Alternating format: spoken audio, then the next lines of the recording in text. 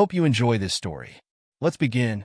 The gentle hum of my Tesla faded as I pulled into the driveway of our suburban mansion. Home sweet home, I thought wryly. The manicured lawns and pristine facades of the neighboring houses seemed to mock me with their perfection. If only they knew what lay beneath the surface of my own seemingly idyllic life. I, Jonathan Walker, successful entrepreneur and pillar of the community, was about to have my world turned upside down. But I didn't know that yet. As I stepped out of the car, briefcase in hand, I couldn't shake the feeling that something was off.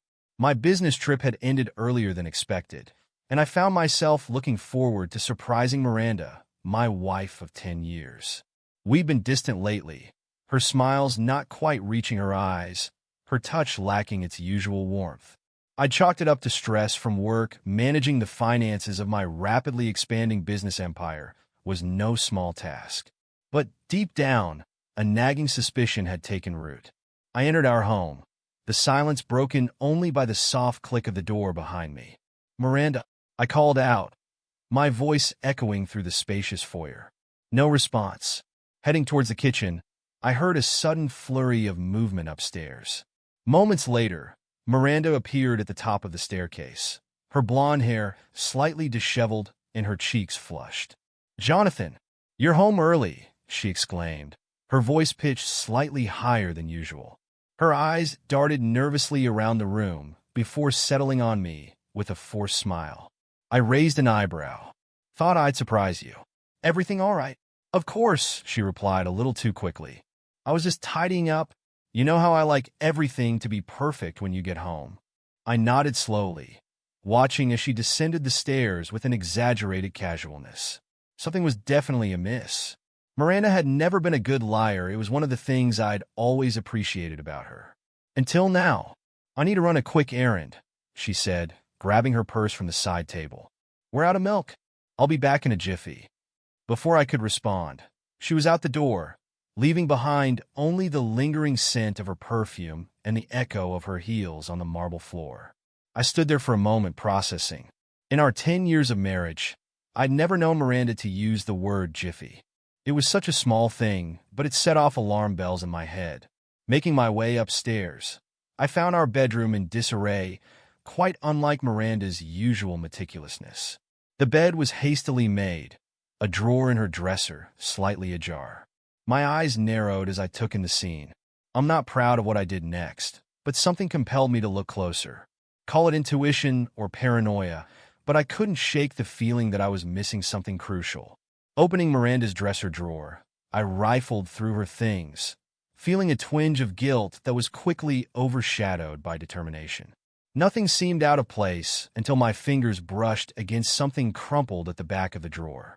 Pulling it out, I found myself holding a small, creased piece of paper. As I unfolded it, my blood ran cold. The words, scrawled in unfamiliar handwriting, burned themselves into my mind. "Can't wait to feel you inside me tonight. My pathetic husband will never suspect a thing." The world seemed to tilt on its axis as the implications of those words sank in. Miranda, my wife, the woman I'd built my life with, was cheating on me. And not just cheating, she was reveling in it, mocking me behind my back. A storm of emotions raged within me: hurt, betrayal, anger. But as I stood there, clutching that damning note, one feeling rose above the rest: a cold, calculated fury. I'm not a man who takes betrayal lightly. Miranda had made her choice, and now she would face the consequences. I heard the front door open, signaling Miranda's return. Taking a deep breath, I steeled myself for the confrontation to come. I may have been blindsided, but I was far from defeated.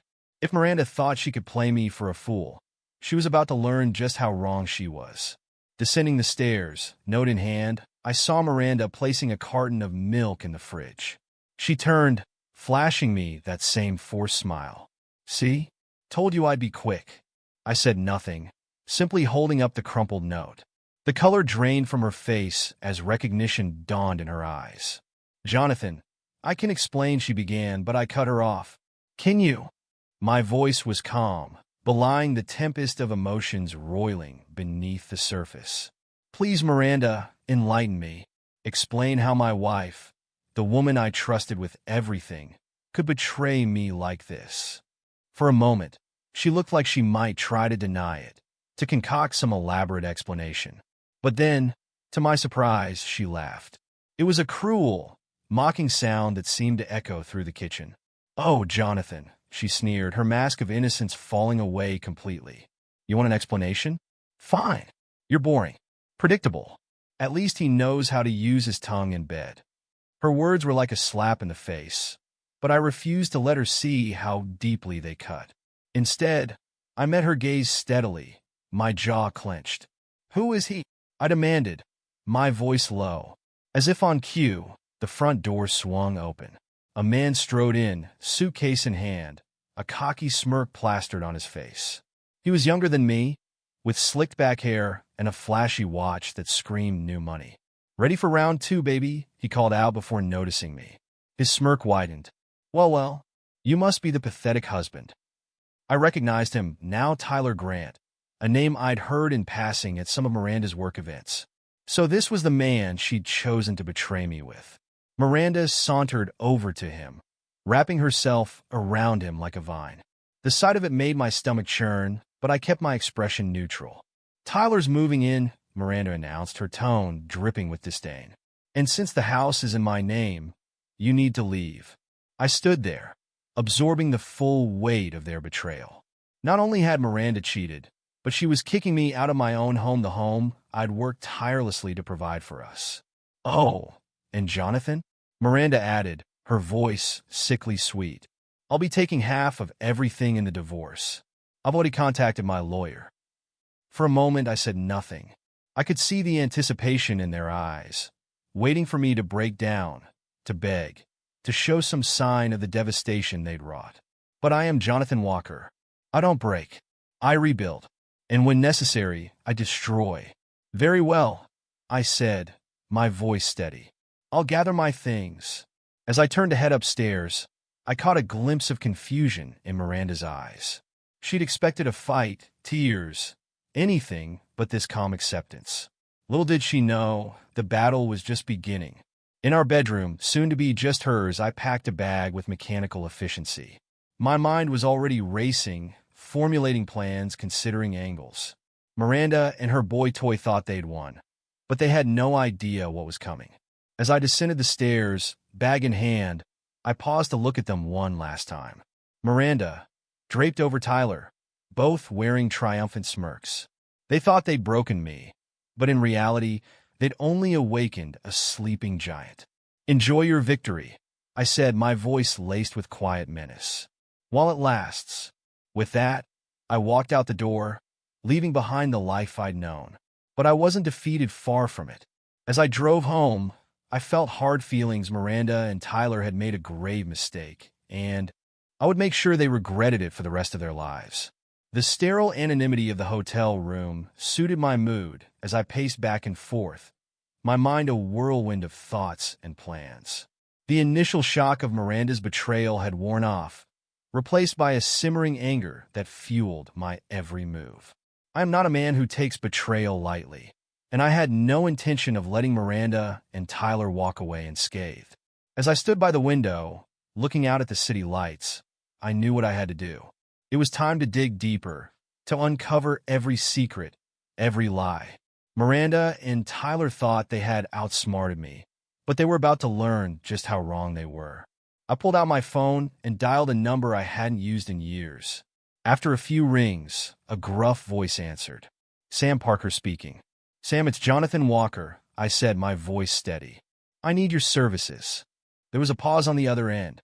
Sam and I had history. He'd helped me out of a few tight spots in my early business days.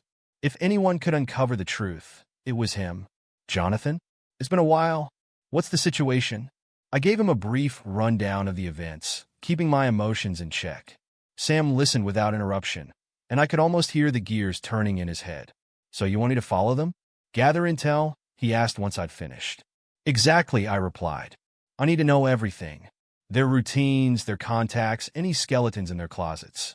Leave no stone unturned." Sam chuckled darkly. "You got it, boss. I'll start right away." As I hung up, a smile played on my lips. Miranda and Tyler's days of sneaking around were numbered.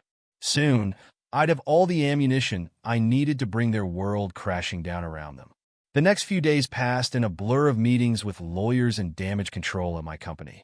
I played the part of the wronged husband perfectly, eliciting sympathy from business partners and employees alike. Little did they know that behind my stoic facade, I was orchestrating Miranda and Tyler's downfall. On the fourth day, I received a call from Sam. "Jonathan, you're going to want to hear this," he said, his voice tight with excitement. We met in a quiet corner of a nondescript cafe. Sam slid a folder across the table, his eyes darting around to ensure we weren't being watched. "What you're about to see isn't pretty," he warned.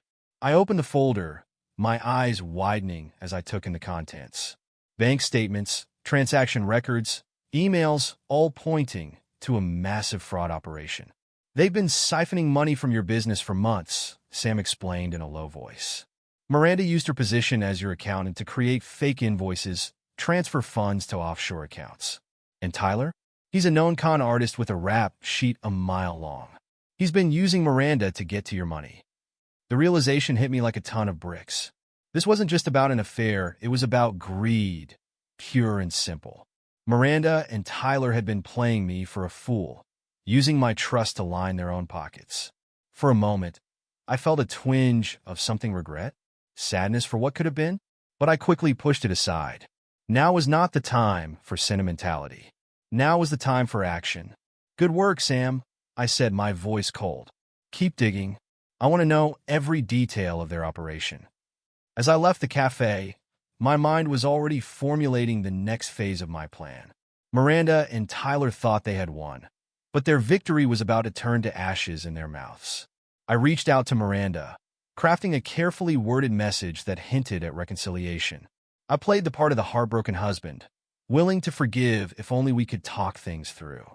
It was a performance worthy of an Oscar, and Miranda fell for it hook, line, and sinker. We agreed to meet at a neutral location, a quiet restaurant where we'd once celebrated our anniversary. As I waited for her to arrive, I steeled myself for what was to come. This meeting wasn't about reconciliation. It was about setting the stage for my revenge. Miranda walked in, her confident stride faltering slightly as she saw me. She slid into the seat across from me, her eyes wary. "Jonathan," she said, her voice careful. "I'm surprised you wanted to meet." I forced a sad smile onto my face. "I've been doing a lot of thinking, Miranda, about us, about what went wrong. I thought maybe we could talk about it, try to part ways amicably." I saw the glint of triumph in her eyes, quickly masked by false sympathy. She thought she had me right where she wanted me broken, desperate to salvage something from the wreckage of our marriage. "Oh, Jonathan," she sighed, reaching across the table to pat my hand condescendingly. "I think that's for the best. A clean break, you know? For both of us." I nodded, playing along. I was thinking maybe we could simplify things. I'm willing to let go of some assets if it means we can avoid a long, messy divorce. Miranda's eyes lit up at the mention of assets. She was practically salivating at the thought of getting her hands on more of my money. "That's very generous of you, Jonathan," she said, trying to keep the eagerness out of her voice. "I think we can definitely work something out." We spent the next hour discussing terms, Miranda growing more confident with each passing minute. She didn't realize that every concession I made was a carefully laid trap, every agreement a noose tightening around her neck. By the end of the meeting, Miranda had signed preliminary divorce papers, thinking she'd secured a favorable deal. What she didn't know was that hidden in the legalese were clauses that would come back to haunt her, clauses that would give me the upper hand when the time came. As we parted ways, Miranda looked smug, assured of her victory. I allowed myself a small smile as I watched her walk away. She had no idea what was coming.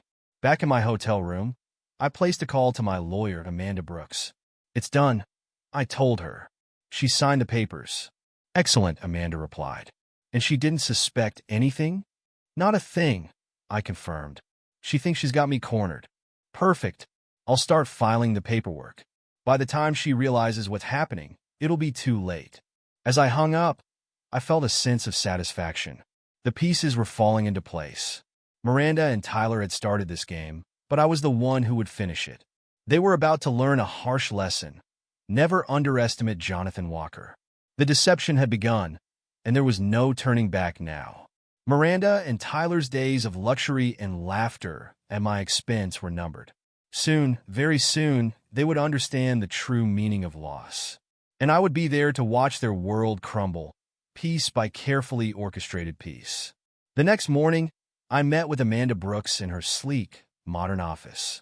The wall-to-wall windows offered a panoramic view of the city skyline, a reminder of the heights from which Miranda and Tyler were about to fall. "Jonathan," Amanda greeted me, her sharp eyes taking in my determined expression. "Once we set this in motion, there's no going back." I met her gaze unflinchingly. "I've never been more certain of anything in my life, Amanda. They chose to play this game. Now, they'll learn what it means to play against me." She nodded, a small smile playing on her lips. "Very well. Let's go over the plan one more time." For the next hour, we meticulously reviewed every detail of our strategy.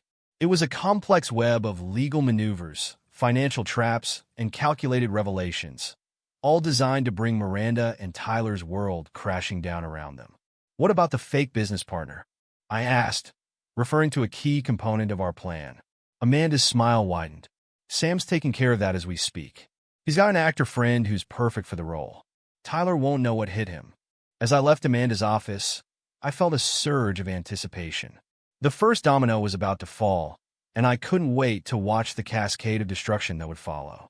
Over the next few days, I threw myself into work, maintaining the facade of a man trying to move on from a painful divorce. All the while, Sam and his team were setting the stage for Tyler's downfall. The trap was sprung on a sunny Thursday afternoon. I watched from a discreet distance as Tyler swaggered into the upscale restaurant, his cocky grin firmly in place. He had no idea he was walking into a carefully orchestrated performance. Sam's actor friend, posing as a wealthy investor named Marcus Blackwood, was already seated at a corner table. I had to admit, Sam had outdone himself. Marcus looked every inch the successful businessman, from his tailored suit to his air of casual confidence. As Tyler approached the table, I activated the hidden microphone we'd planted. Their voices came through crystal clear on my earpiece. "Mr. Grant," Marcus greeted Tyler warmly. "A pleasure to finally meet you in person." "Likewise," Tyler replied, oozing charm. "I have a feeling this is the beginning of a very profitable relationship." I smirked. Tyler had no idea how right he was, just not in the way he imagined. Over the next hour, I listened as Tyler fell deeper and deeper into our trap. Marcus expertly led the conversation, dropping hints about lucrative investment opportunities and insider information. Tyler, ever the opportunist, took the bait hook, line, and sinker. "You know," Tyler said, his voice lowered conspiratorially, "I've got access to some pretty valuable assets myself. My girlfriend, well, soon-to-be wife, she's been helping me acquire some interesting financial holdings." My fists clenched at the mention of Miranda, but I forced myself to stay focused. Marcus feigned interest. "Oh, do tell." Until Tyler did. Drunk on the prospect of even greater wealth, he spilled everything. How he and Miranda had been siphoning money from my business. How they planned to bleed me dry in the divorce. He even boasted about how they'd fooled me for months. "That pathetic idiot never suspected a thing," Tyler laughed. "By the time he figures it out, we'll be long gone with everything he's worked for." Every word was being recorded, every incriminating detail captured for posterity. As I listened, my resolve strengthened even further. Tyler and Miranda hadn't just betrayed me, they'd made a game of it, laughing at my expense. Well, now the game was changing, and I was holding all the cards. As the meeting wrapped up, Marcus promised to be in touch about their partnership. Tyler left the restaurant practically glowing with self-satisfaction, completely unaware that he'd just handed me everything I needed to destroy him.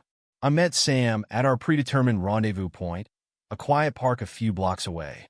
He handed me a flash drive containing the full recording. "You got everything?" I asked, though I already knew the answer. Sam nodded, a smile on his face. "Every damn word. That recording's as damning as it gets, boss." Tyler handed himself to us on a silver platter. I pocketed the flash drive, already planning our next move. Excellent work, Sam. Now for Phase 2. Phase 2 was perhaps the most audacious part of our plan. With Sam's help, we created a trail of fake evidence suggesting that Miranda had been embezzling far more money than she actually had. This evidence, carefully crafted to withstand scrutiny, was anonymously sent to the police. It was a calculated risk. By involving law enforcement, we were upping the stakes significantly. But I knew Miranda and Tyler. Once they realized they were under investigation, they'd turn on each other like rats in a sinking ship.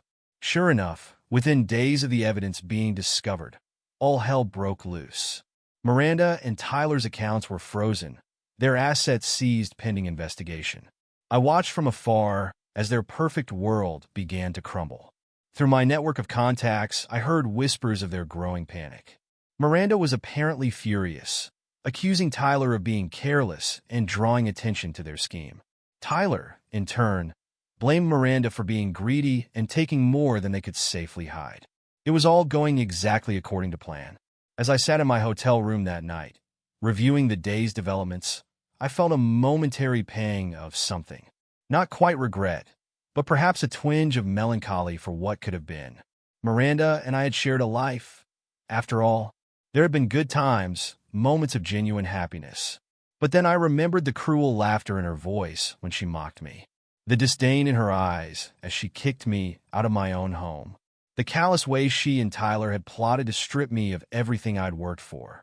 No, there was no room for sentimentality. They had made their choices, and now they would face the consequences.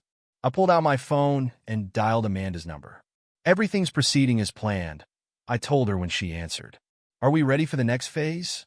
"Absolutely," Amanda replied, her voice brimming with professional satisfaction. "The divorce proceedings are about to get very interesting for Miranda. And with the evidence we've gathered, Tyler's looking at some serious criminal charges." "Good," I said, my voice hard. "Push forward on all fronts. I want them to feel the ground crumbling beneath their feet." As I ended the call, I walked to the window, looking out at the glittering city lights. Somewhere out there, Miranda and Tyler were frantically trying to salvage their plans, their dreams of easy wealth evaporating like mist in the morning sun. Let them panic, I thought. Let them feel the fear, the desperation, the helplessness. It's only the beginning. For a moment, standing there in the quiet of my room, I allowed myself a small smile. The game was far from over, but the first round had decidedly gone my way. Miranda and Tyler had thought me a fool, an easy mark for their schemes. They were about to learn just how wrong they were. I turned away from the window. There would be no mercy, no last-minute pardons. They had chosen to go to war with me, and I intended to emerge victorious, no matter the cost. The deception had begun, and there was no turning back now. Miranda and Tyler's carefully constructed house of cards was about to come crashing down, and I would be there to watch every moment of their fall. Let them come, I thought. I'm ready for whatever they throw at me. Because in the end, they'll learn the hard way. You don't cross Jonathan Walker and walk away unscathed. I stood at the window of my penthouse office, looking out over the city I'd helped build. The last few weeks had been a whirlwind of legal maneuvers and carefully orchestrated chaos. Miranda and Tyler's world was crumbling, just as I'd planned. But I knew better than to underestimate them. They'd proven themselves to be ruthless and cunning. I was prepared for their counterattack. My phone buzzed. It was Sam. "Boss, we've got movement," he said without preamble. Miranda's reached out to her brother, Victor Palmer. I raised an eyebrow. Victor Palmer was a name I knew well, a lawyer with a reputation for dancing on the edge of legality. If Miranda was desperate enough to contact her estranged brother, she must be feeling the pressure. "Interesting," I replied. "Keep tabs on their communication. I want to know every move they make." As I ended the call, I couldn't help but smile. Let them scramble. Let them grasp at straws. In the end, it would only make their fall more satisfying. Over the next few days, Sam kept me updated on Miranda and Victor's interactions. It was clear they were plotting something, but the details remained elusive. I didn't mind. I'd anticipated this. In fact, I was counting on it. It was Amanda who brought me the first concrete news of their plan. "Jonathan," she said, striding into my office with a grim expression. We got a problem. Miranda's filing a countersuit. I leaned back in my chair, gesturing for her to continue. She's suing you for emotional distress and slander, Amanda explained. They're claiming the embezzlement evidence was fabricated and has damaged their reputation. I couldn't help but chuckle. The irony was delicious. They were accusing me of the very thing they'd done themselves. Let them file, I said calmly. We both know the truth. Their lies won't stand up to scrutiny. Amanda nodded, but I could see the concern in her eyes. There's more, she added hesitantly. Victor's advised Miranda to dig up dirt on you. Anything she can use to pressure you into a quick settlement. I felt a flicker of anger, quickly suppressed. Of course Miranda would stoop to such tactics. She'd already proven there were no depths to which she wouldn't sink.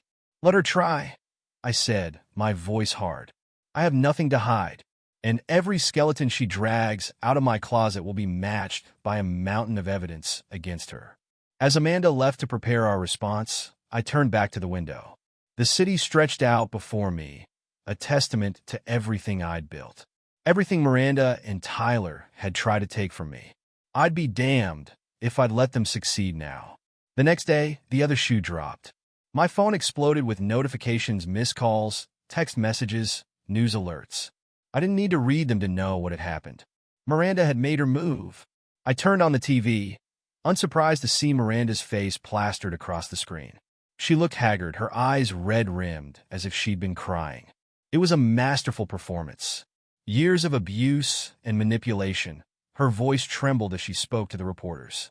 Jonathan Walker may present himself as a pillar of the community, but behind closed doors, he's a monster. I lived in fear for years, afraid to speak out. But I can't stay silent any longer. I watched him passively as she spun her web of lies.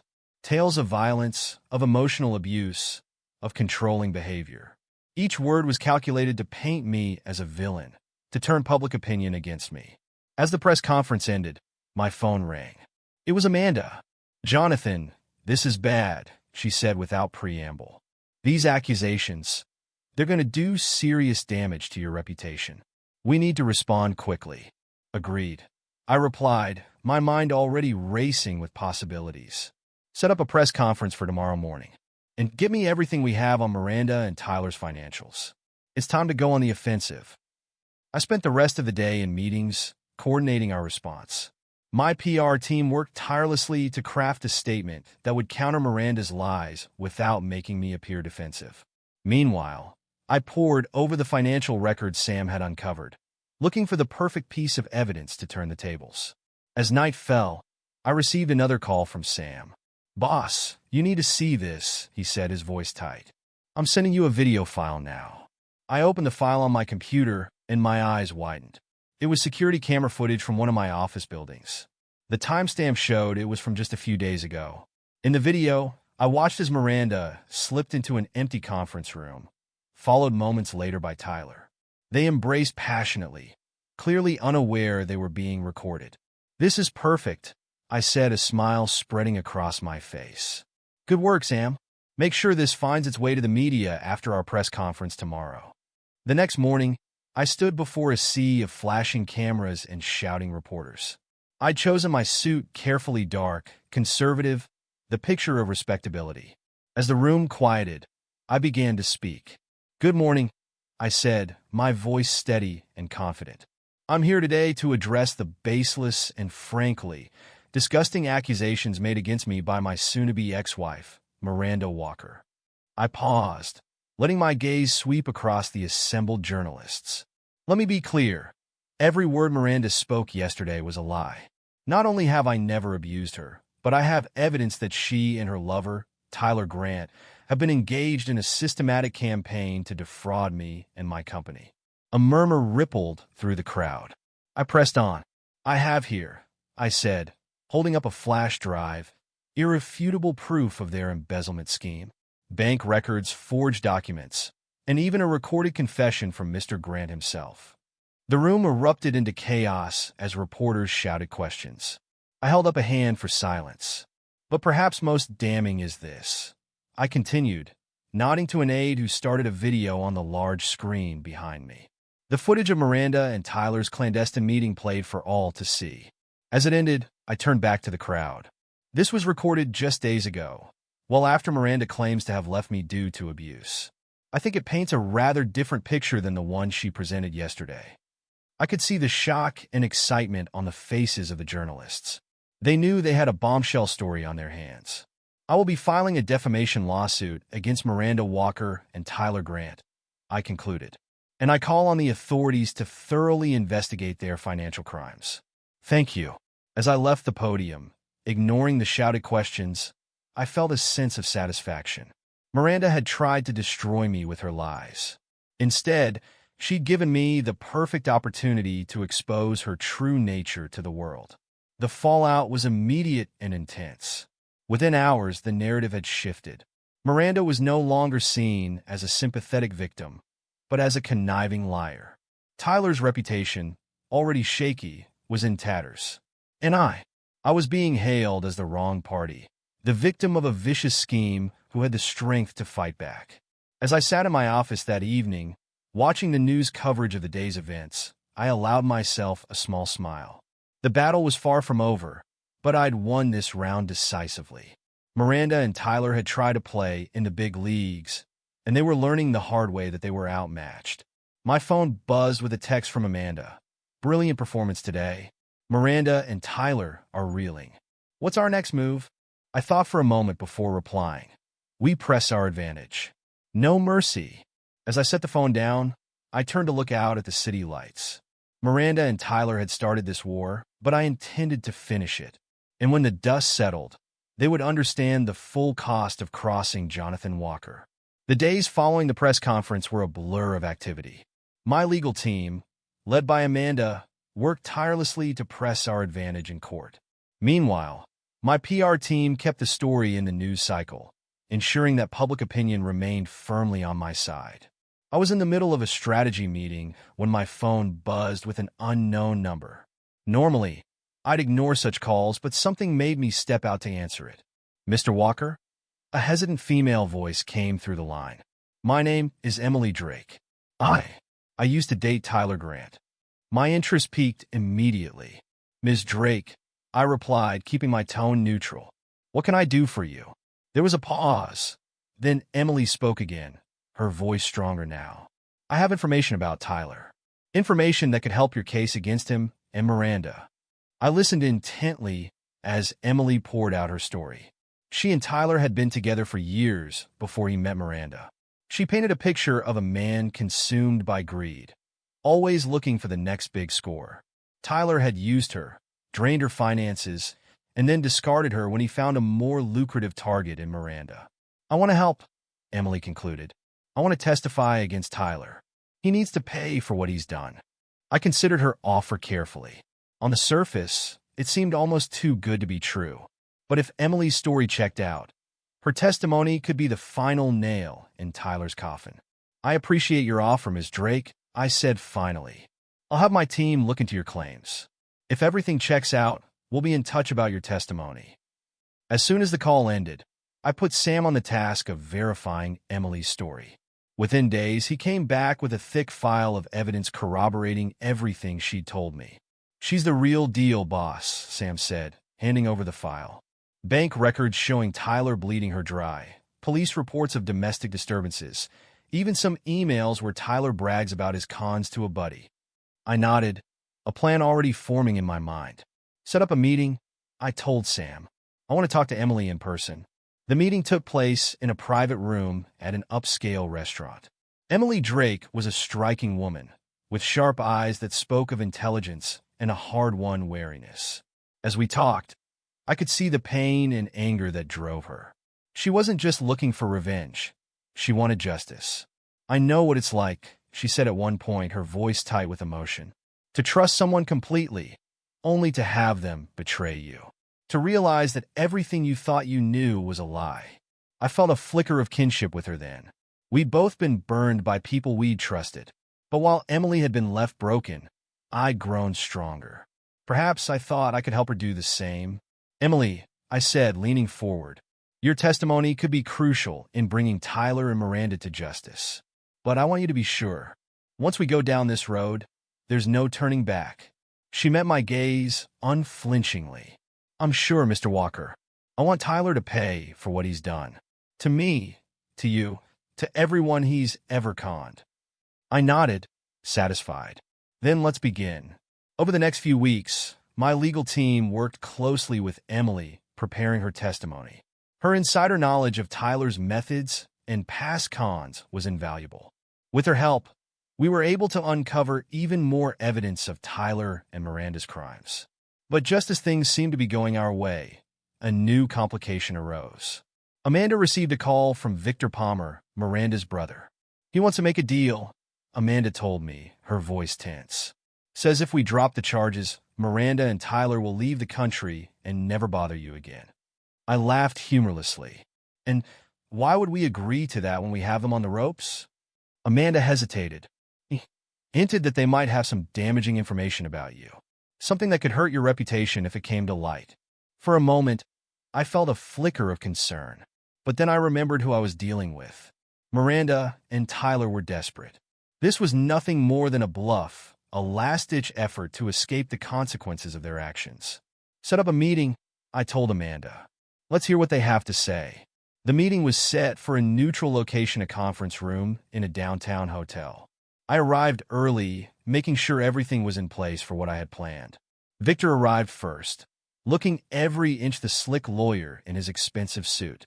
Miranda and Tyler followed, both trying to appear confident, but unable to hide the desperation in their eyes. Jonathan, Victor began smoothly. I'm glad we could meet like this. I think we can come to an arrangement that benefits everyone. I leaned back in my chair, the picture of relaxed confidence. I'm listening. Victor laid out his proposal: drop all charges, agree to a quick and quiet divorce, and Miranda and Tyler would disappear from my life forever. In return, they'd keep quiet about certain indiscretions they claimed to have evidence of. I let him finish, then smiled. It wasn't a pleasant smile. That's an interesting offer, Victor, but I'm afraid I have a counteroffer. I pressed a button on my phone, and suddenly, the room was filled with Victor's voice. Just need to find something, anything we can use against him. Doesn't matter if it's true. We just need to make it believable. The color drained from Victor's face as he realized what he was hearing.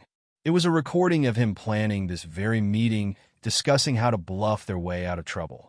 You see, I said calmly, I've learned to be very careful about who I trust, and I've become quite good at anticipating my opponent's moves.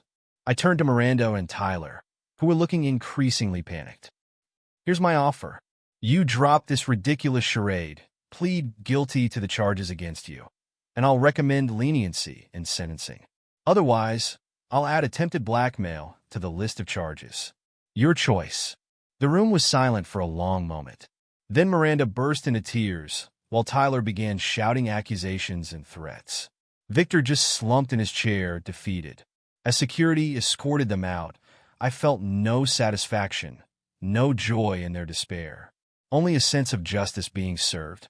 They had tried to destroy me, to take everything I'd worked for. Their tears meant nothing to me now. I turned to Amanda, who had watched the whole scene unfold. Prepare the paperwork. It's time to end this.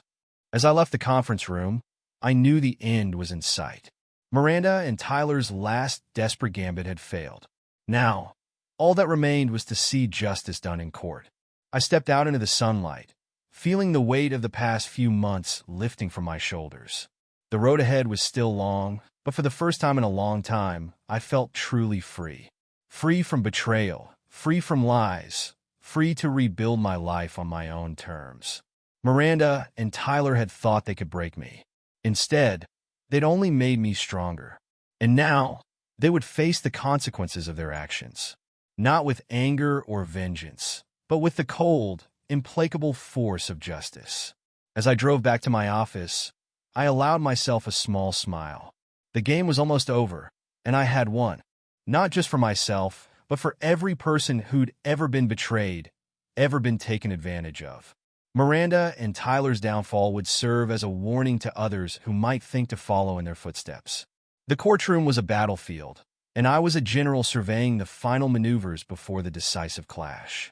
Miranda and Tyler sat at the defendant's table, their once confident demeanors now reduced to nervous glances and fidgeting hands. Their lawyer, a public defender who'd drawn the short straw in replacing Victor, looked overwhelmed by the mountain of evidence against his clients. I sat behind the prosecution, my face a mask of calm determination. Beside me, Emily Drake radiated a quiet strength. Her testimony had been a turning point in the trial, laying bare Tyler's history of fraud and manipulation. Now, we were in the final stages, waiting for the closing arguments that would seal Miranda and Tyler's fate. As the prosecutor stood to deliver his final address to the jury, I caught a flicker of movement from the defendant's table. Tyler leaned over to whisper something in Miranda's ear. Her eyes widened, and for a moment, I saw a flash of the old Miranda calculating, cunning, always looking for an angle. I made a mental note to have Sam look into it. With these two, I'd learned to expect the unexpected. The day wore on, a parade of final witnesses and expert testimonies. As the judge called for a recess before the closing arguments, I stepped out of the courtroom to clear my head. That's when I overheard a heated conversation from around the corner. "We can't just sit here and let them railroad us." Tyler's voice, tight with desperation. "We need to get out of here, start over somewhere else." "And how do you propose we do that?" Miranda hissed back. "All our accounts are frozen. We're under constant surveillance." "Face it, Tyler, it's over." There was a pause, and then Tyler's voice dropped to a whisper. "Not everything is frozen. I've got a stash of backup plan. Enough to get us out of the country, start fresh." I strained to hear Miranda's response, but at that moment, a group of reporters walked by, forcing me to move away. As I headed back to the courtroom, my mind raced. A hidden stash of money? It seemed Tyler had been even more calculating than we'd realized. I immediately texted Sam, instructing him to dig deeper into Tyler's finances and to alert the authorities about a potential flight risk. Then I composed myself and re-entered the courtroom, not letting on that I'd overheard anything. The closing arguments were a formality at this point. The prosecution's case was airtight, bolstered by Emily's testimony and the mountain of financial evidence we'd uncovered. As the jury filed out to begin deliberations, I could see the defeat written on Miranda and Tyler's faces. But I knew better than to underestimate them. They'd proven time and time again that they were willing to go to any lengths to save themselves. I needed to be prepared for one last desperate move. My instincts proved correct. That evening, as I was working late in my office, I received an urgent call from Sam. "Boss, we've got movement," he said, his voice tense. "Our surveillance picked up Tyler making some calls. It looks like he's trying to arrange transport out of the country." I felt a surge of cold anger. Even now, facing certain conviction, Tyler was trying to slither away from justice. "Do we know where they're planning to go?" I asked. "Not yet," Sam replied. "But we're monitoring all ports and airports. They won't get far." I nodded, even though Sam couldn't see me. "Good work. Keep me updated on any developments." After hanging up, I sat back in my chair, contemplating my next move. Part of me wanted to let them run, to let them taste freedom for a moment before snatching it away. But I couldn't risk it. They'd slipped through the cracks too many times already. I picked up my phone again and dialed a number I rarely used. "This is Jonathan Walker," I said when the line connected. "I need to call on a favor." The next few hours were a flurry of activity. I coordinated with Sam, the police, and my contacts in various government agencies. By the time the sun rose, we had a net cast so wide and tight that not even a mouse could slip through unnoticed. As I stood by the window of my office, watching the city come to life, my phone buzzed with a text from Sam. "They're on the move." I allowed myself a smile. Let the final act begin. The sting operation went off without a hitch. Tyler and Miranda, thinking they were being smuggled out of the country, walked right into the arms of waiting law enforcement. The look of shock on their faces as the handcuffs clicked into place was almost comical. But the real surprise came moments later. As the police were leading them away, Tyler suddenly broke free. For a heart-stopping moment, I thought he might actually escape. But instead of running, he turned to Miranda. "Sorry, babe," he sneered. "Every man for himself." Before anyone could react, Tyler pulled out a hidden envelope and tossed it to the nearest officer. "That's evidence of all of Miranda's illegal activities," he said. I was just an innocent pawn in her schemes. Miranda's scream of rage echoed through the airport terminal. "You bastard! After everything we've been through!" As they were both subdued and dragged away, I stood there, watching. I felt no joy, no satisfaction, only a deep, bone-weary relief that it was finally over. Back in my office, I poured myself a drink and gazed out at the city skyline. Miranda and Tyler's betrayal of each other was the final nail in their coffin. Their desperation had driven them to turn on one another, revealing the true nature of their relationship. I thought back to the day I discovered Miranda's infidelity, how my world had shattered in an instant. The pain, the anger, the thirst for revenge that had driven me for so long, it all seemed so distant now. But as I stood there, I realized something. I didn't regret a single action I'd taken. Every move, every plan, every calculated risk had led to this moment. Miranda and Tyler had tried to destroy me, to take everything I'd worked for. Instead, they'd only succeeded in destroying themselves. I raised my glass in a silent toast. To justice served, to lessons learned, and to the future, whatever it might hold. But more than that, I had survived. I had faced betrayal, fought back against seemingly insurmountable odds, and come out stronger on the other side. Miranda and Tyler's actions had threatened to break me, but instead, they had forged me into something harder, more resilient. As I turned away from the window, my phone buzzed with a message from Amanda. "Sentencing hearing scheduled for next month. We got them." I smiled, a genuine smile that felt foreign on my face after so many months of determination. It wasn't over yet. There would be appeals, hearings, more legal battles to fight. But the hard part was done. Miranda and Tyler were facing the consequences of their actions, and I was free. Free to rebuild, to grow, to look to the future without the specter of betrayal hanging over me. As I left my office that night, I felt a sense of possibility I hadn't experienced in years. Miranda and Tyler had tried to write the end of my story. Instead, they'd only succeeded in closing a chapter. The rest of the book was still unwritten, and I intended to make it a bestseller. The day of reckoning had finally arrived. As I entered the courthouse, flanked by Amanda and my security detail, I could feel the weight of anticipation in the air. Reporters clamored for a statement, their cameras flashing incessantly, but I moved past them with stoic determination. This was not a day for words. It was a day for justice. The courtroom was packed to capacity, a sea of faces turning to watch as I made my way to my seat behind the prosecution. Across the aisle, Miranda and Tyler sat with their lawyers, both looking haggard and defeated. Good. They were about to learn the true cost of their betrayal.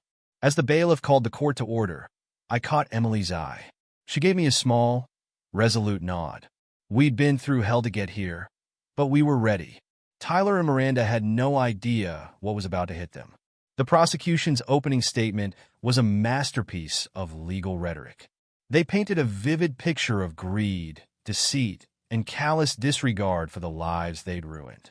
I watched the jury's faces, seeing shock and disgust as the full extent of Miranda and Tyler's crimes was laid bare. But it was Emily's testimony that truly turned the tide. As she took the stand, I could see Tyler squirming in his seat. Emily's voice was steady as she recounted their relationship, how Tyler had systematically drained her finances and emotionally abused her before moving on to Miranda. "Tyler Grant is a predator," Emily said, her eyes never leaving the jury. "He seeks out vulnerable people, gains their trust, and then bleeds them dry. I was lucky enough to escape before he completely ruined me. Miranda Walker wasn't so fortunate." I glanced at Miranda, seeing the color drain from her face. It was clear she was hearing some of this for the first time. Good. Let her understand exactly who she'd thrown away our marriage for. As Emily continued her testimony, providing dates, bank statements, and even recorded conversations that corroborated her claims, I could see the last vestiges of Tyler's bravado crumbling. He whispered furiously to his lawyer, who looked increasingly overwhelmed. When it came time for cross-examination, Tyler's lawyer tried to paint Emily as a scorned ex-lover out for revenge. But Emily remained unflappable, her responses measured and backed by hard evidence. By the time she stepped down from the stand, there wasn't a person in that courtroom who doubted her story. The trial continued, a parade of witnesses and experts testifying to the elaborate web of fraud and deceit Miranda and Tyler had woven. Financial records, surveillance footage, intercepted communications, the evidence was overwhelming. With each new revelation, I could see Miranda and Tyler's hopes of acquittal fading. But the real turning point came when Tyler, in a move of sheer desperation, decided to take the stand in his own defense. I leaned forward, a predatory smile playing at the corners of my mouth. This was going to be good. From the moment Tyler opened his mouth, it was clear he'd made a grave mistake. He tried to portray himself as an innocent dupe, manipulated by Miranda into participating in her schemes. But the prosecution was ready for him. They presented email after email, recording after recording, each one showcasing Tyler's active involvement in the fraud. As the evidence mounted, Tyler's cool facade began to crack. He stumbled over his words, contradicted himself, and finally, in a moment of frustration, he snapped. "You don't understand," he shouted, his face red with anger. "Do you know what it's like to always be on the outside, watching people like him?" He jabbed a finger in my direction, living the high life while the rest of us struggle. "I deserve that money. I earned it." A hush fell over the courtroom. Tyler's lawyer buried his face in his hands.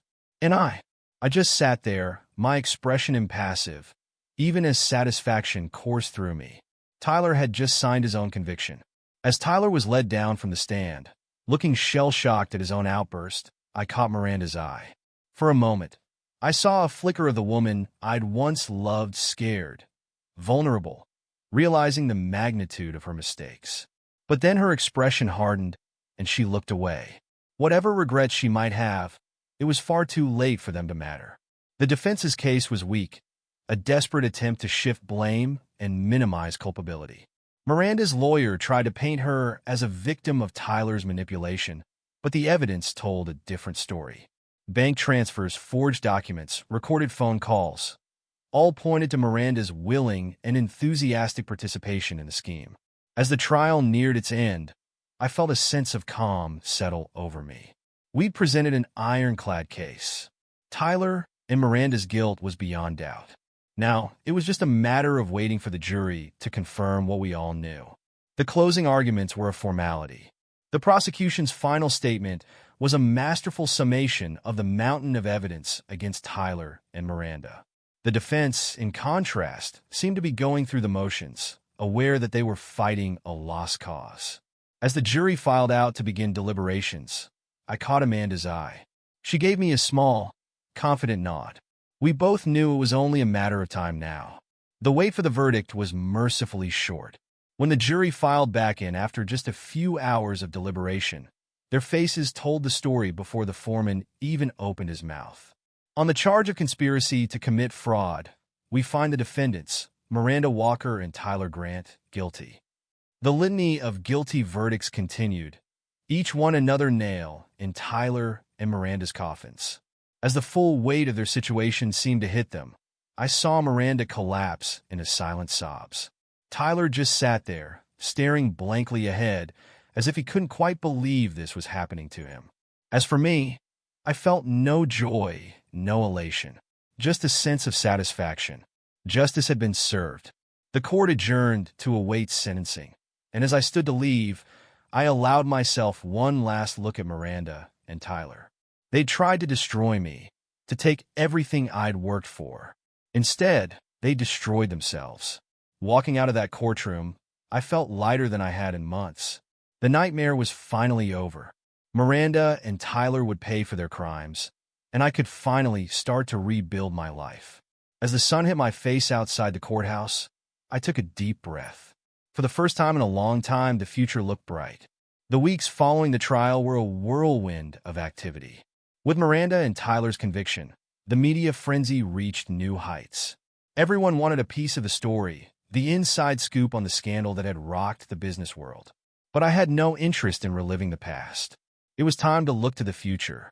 I retreated to my lake house, a secluded property I'd bought years ago as a quiet getaway. Here, surrounded by the tranquility of nature, I finally had time to process everything that had happened. As I sat on the deck, watching the sun set over the water, I found myself reflecting on the journey that had brought me here. The betrayal, the anger, the thirst for revenge, it had all consumed me for so long. But now, with justice served, I felt unburdened. Don't mistake me, I didn't regret a single action I'd taken against Miranda and Tyler. They'd made their choices, and now they were facing the consequences. But the energy I'd poured into bringing them down could now be redirected towards something more constructive. My phone buzzed with a message from Amanda. The sentencing had been scheduled for next month. I set the phone aside, not needing to respond immediately. That chapter of my life was closing. It was time to start writing the next one. Over the next few days, I reached out to people I'd neglected during the ordeal with Miranda and Tyler. Old friends, family members, business associates who'd stood by me despite the scandal. It was time to rebuild those connections, to remember who I was beyond the betrayed husband seeking revenge. One call in particular stood out. My sister, Sarah, who I hadn't spoken to in months. Jonathan, her voice was hesitant when she answered. Is everything okay? Everything's fine, Sarah, I replied, realizing how long it had been since we'd had a real conversation. I wanted to talk, to explain everything that's happened. There was a pause, then Sarah's voice softened. I'd like that, John. It's been too long. Over the next hour, I laid it all out for her, the betrayal, the fraud, the long road to justice. Sarah listened without judgment, offering support and understanding. By the end of the call, I felt a warmth I hadn't experienced in a long time. Family. It was something I'd almost forgotten in my single-minded pursuit of Miranda and Tyler. You know, Sarah said as we were wrapping up, I always knew you'd come out on top, John. You're too strong to let something like this break you. Her words stayed with me long after we'd hung up. Strong. Yes, I had been strong. I'd faced betrayal and come out victorious. But strength wasn't just about winning battles. It was about building something lasting, something meaningful. With that thought in mind, I threw myself into planning my next business venture. The scandal had shaken my company, but it had also exposed weaknesses in our systems, areas where we'd been vulnerable to fraud. There was an opportunity there, not just to rebuild, but to create something better. I spent days brainstorming, consulting with trusted advisors, sketching out plans for a new company, one that would specialize in fraud prevention and corporate security. Who better to design such systems than someone who'd experienced the devastation of fraud firsthand? As the plans took shape, I felt a renewed sense of purpose. This wasn't just about making money. It was about using my experience to help others, to prevent them from going through what I had. In the midst of this creative flurry, I received an unexpected call. It was Emily Drake. Mr. Walker, she said, her voice tentative. I hope I'm not bothering you. Not at all, Emily, I replied, genuinely pleased to hear from her. And please call me Jonathan. After everything we've been through, I think we're beyond formalities. Emily laughed softly, and I could hear the relief in her voice. Jonathan, then, I wanted to thank you for everything. The trial bringing Tyler to justice. I finally feel like I can move on with my life. As we talked, an idea began to form in my mind.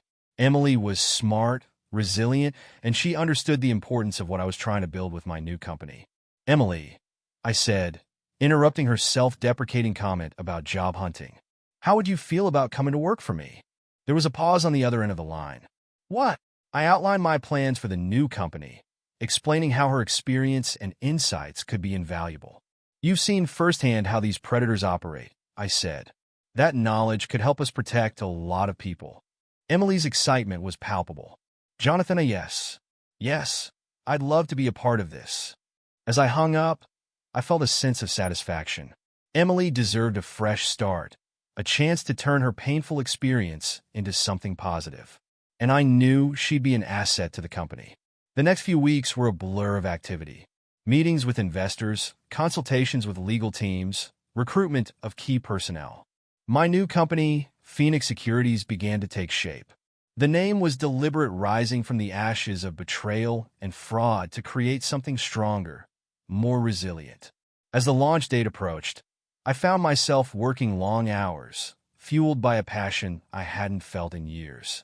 This wasn't just about business. It was about creating a legacy, about taking the hard lessons I'd learned and using them to make a real difference. The night before the company launch, I stood in my office, looking out over the city. I thought about how far I'd come, about the challenges I'd overcome. Miranda and Tyler had tried to destroy me, but they'd only made me stronger. I didn't waste time on regrets or what-ifs. The past was the past. What mattered was what I did with the future. And as I looked out at the twinkling city lights, I knew that future was bright. I had weathered the storm and come out not just intact, but stronger, wiser, more determined than ever. Tomorrow, Phoenix Securities would launch. A new chapter would begin, and I was ready for whatever challenges it might bring. After all, I was Jonathan Walker. I didn't break. I rebuilt. And this time, I was building something that would last. The launch of Phoenix Securities was a resounding success. The business world, still reeling from the scandal of Miranda and Tyler's fraud, was eager for innovative solutions in corporate security. Within months, we were fielding calls from Fortune 500 companies, all looking to safeguard their assets against the kind of betrayal I'd experienced firsthand. Emily proved to be an invaluable asset, her insights helping us stay one step ahead of potential fraudsters. Watching her confidence grow as she turned her painful past into a force for good was one of the most satisfying aspects of this new venture. Life had settled into a new rhythm, one of purpose and forward momentum. The media frenzy around Miranda and Tyler's trial had died down, and I was finally able to focus entirely on the future rather than the past. Or so I thought. It was a crisp autumn morning when I received the letter. My assistant handed it to me with a puzzled look, noting that it had been screened and cleared by security. The return address was from the state penitentiary. I knew immediately who it was from. For a long moment, I simply stared at the envelope, Miranda's neat handwriting bringing back a flood of memories. Part of me wanted to throw it away unopened. What could she possibly have to say that I needed to hear? But curiosity won out. With a sigh, I opened the letter and began to read. Dear Jonathan, I know you probably never want to hear from me again, and I wouldn't blame you if you tore up this letter without reading it. But I had to try. I had to tell you how sorry I am. I've had a lot of time to think in here, about the choices I made, the people I hurt, especially you. I threw away something precious for a fantasy, and I'll regret that for the rest of my life. I'm not asking for forgiveness. I know I don't deserve it. I just wanted you to know that I understand now. I see the depth of my betrayal, the pain I caused, and I'm truly, deeply sorry. I hope you're doing well. I've heard about your new company. You always were brilliant at turning setbacks into opportunities. I'm glad you found success. Take care, Jonathan. And thank you for reading this if you did. Miranda. I set the letter down, a complex mix of emotions swirling within me. Anger, hurt, a twinge of something that might have been nostalgia. But mostly I felt nothing. Miranda's words, heartfelt as they might be, came far too late to have any real impact. Still, as I reread the letter, I found myself considering something I never thought I would. A visit. Not for her sake, but for my own. To look her in the eye one last time, to close this chapter of my life definitively. It took some arranging, but a week later, I found myself sitting in the sterile visitation room of the state penitentiary. When Miranda was let in, I was struck by how small she looked in her prison uniform. Gone was the confident, glamorous woman I'd married. In her place was someone broken, humbled by the consequences of her actions. Jonathan, she said, her voice barely above a whisper. I didn't think you'd come. Neither did I replied, my voice steady. But here we are. Miranda sat down across from me, her hands fidgeting nervously on the table between us. Thank you, she said, for reading my letter, for coming. I know I don't deserve. I held up a hand, cutting her off. I'm not here for apologies or explanations, Miranda. I'm here to close a chapter, to move on, completely and finally. She nodded, tears welling in her eyes. I understand. I needed you to know how sorry I am. For everything. I looked at her, really looked at her, for the first time since the trial. The woman I'd loved, The woman who'd betrayed me so completely was gone. In her place was someone I barely recognized. "I believe you're sorry, Miranda," I said finally. "But it doesn't change anything. You made your choices. Now we both have to live with the consequences." She nodded, wiping away a tear. "I know. I hope someday you can find it in your heart to forgive me." I stood up, ready to leave. "Forgiveness isn't something you're owed, Miranda. It's something you earn, and you've got a long way to go." As I turned to leave, Miranda called out, her voice urgent. "Jonathan, wait. There's something else you need to know." I paused, looking back at her. "What is it?" Miranda took a deep breath, as if steeling herself. "It's about Amanda, your lawyer." I felt a chill run down my spine. "What about Amanda?" I asked, my voice sharp. Miranda's eyes met mine, filled with a mixture of guilt and resolve. She was working with Tyler. All along, feeding him information, helping him stay one step ahead. She played both sides, Jonathan. For a moment, I stood there, stunned. Amanda had been my rock throughout this ordeal, my trusted ally. The implications of what Miranda was saying were staggering. "Why should I believe you?" I demanded, my mind racing. Miranda sighed. "Because I have nothing left to lose. And because you deserve to know the truth. Check her communications with Tyler. You'll find the proof." I left the prison in a daze, Miranda's words echoing in my head. Part of me wanted to dismiss her revelation as a final, desperate attempt to sow chaos. But I couldn't shake the nagging feeling that there might be truth to her words. As soon as I got back to my office, I called Sam. "I need you to dig into Amanda's communications with Tyler Grant. Anything and everything you can find." Sam, ever reliable, didn't ask questions. "On a boss. I'll have something for you soon." The next 48 hours were tense. I went through the motions of running my company, but my mind was elsewhere. Had I been played again? Had Amanda, someone I trusted implicitly, been manipulating me all along? When Sam finally called back, "You're going to want to see this, Jonathan." The evidence was irrefutable. Emails, text messages, even recorded phone calls. Amanda had indeed been feeding information to Tyler, playing both sides of the conflict. She had manipulated events, ensuring that no matter who came out on top, she would benefit.